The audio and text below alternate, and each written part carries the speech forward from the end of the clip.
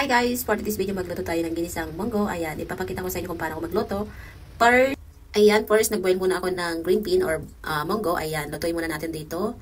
Ayan, meron tayong, ano ba pala nito? Talong, okra. And then, yung parang pechay. Ayan, meron tayong tomato. Then, konting giniling, tsaka onion, and garlic. Ayan, ito yung munggo natin. Niluto ko kanina na kasi, alam nyo na, hindi ko na pinakita kung paano. So, marunong naman na kayo kung paano mag-boil ng balatong o munggo or green bean. Ayan. Ayan, first, maglagay tayo ng cooking oil. Ayan, para naman social cooking oil. Ayan, lagyan na natin tong giniling. Kunti lang yan para naman nahilasa yung ating lalatoin. O, diba? Kunti lang yan. O, diba? O, yan lang yan Parang madami lang, pero kunti lang yung giniling yan. Ayan, bisa-bisa muna natin ito muna ang ating unain.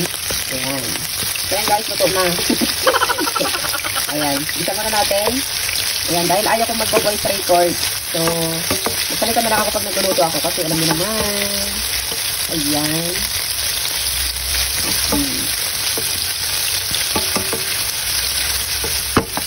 Ayan, pwede na natin ilagay yung onion natin. Ayan. Halo natin.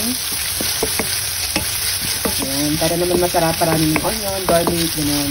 Huwag natin tipilin pag nagluto tayo, ha? Kasi para masarap yung ating ginisang munggo. Ayan.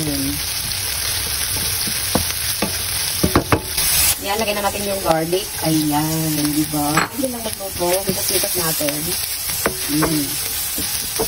Natin yung tomato. Ayan, dinagyan ko kasi madami yung ating lulutuin sa rin. Ayan, kasama na natin.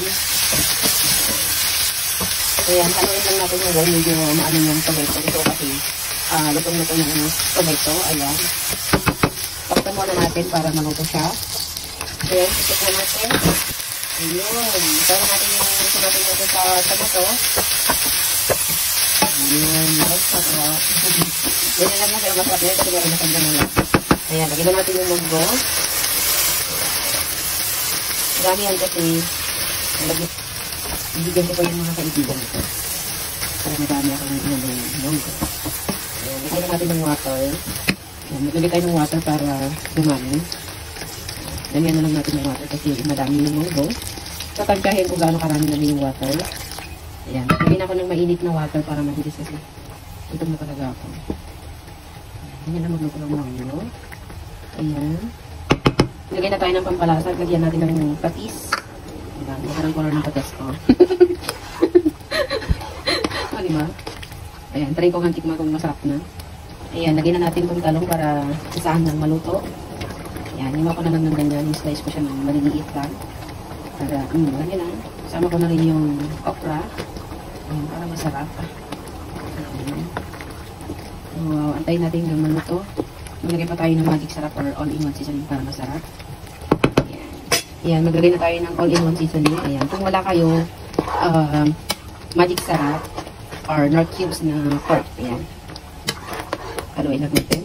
So, titikman ko na siya kung ano ng lasa kasi nilalagay pa ako ng salt. Ayan, mag-add pa ako ng konting salt para saktong-sakto na yung lasa. O, diba?